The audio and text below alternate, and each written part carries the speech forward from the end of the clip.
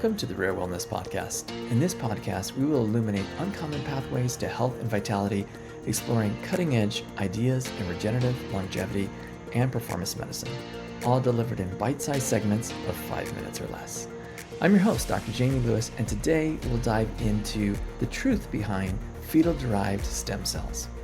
This podcast is brought to you by the Northwest Center of Regenerative and Performance Medicine, located in the beautiful Pacific Northwest. Visit us online at www.nwc4rm.com. Before we begin, a quick disclaimer. This podcast is for educational purposes only and is not intended as medical advice. Always consult a qualified healthcare professional for any medical concerns or treatment. Let's dive into today's topic.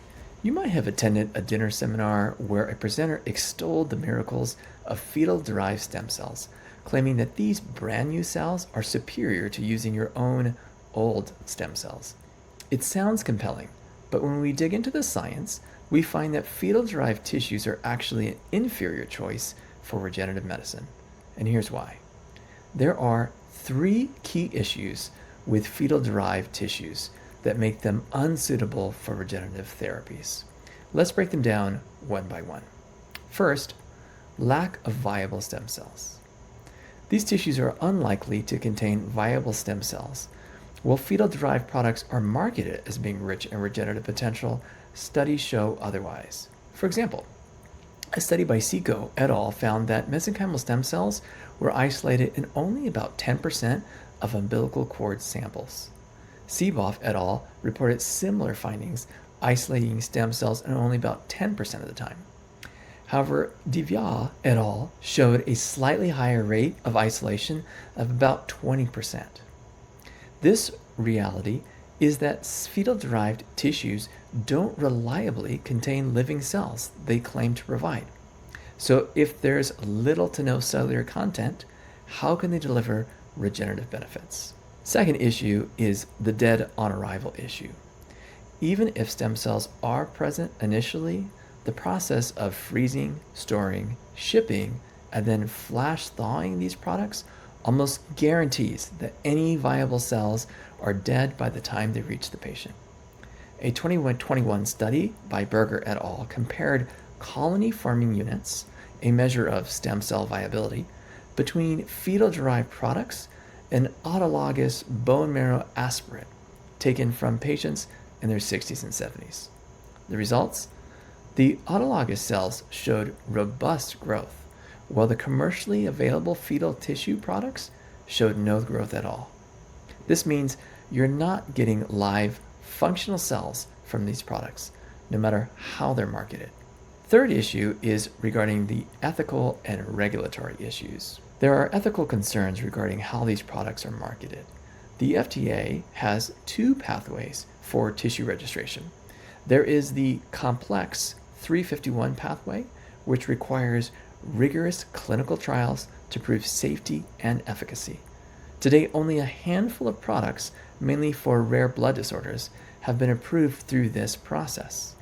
No regenerative therapies have received FDA approval under the 351 cellular drug pathway. There is a less rigorous 361 pathway.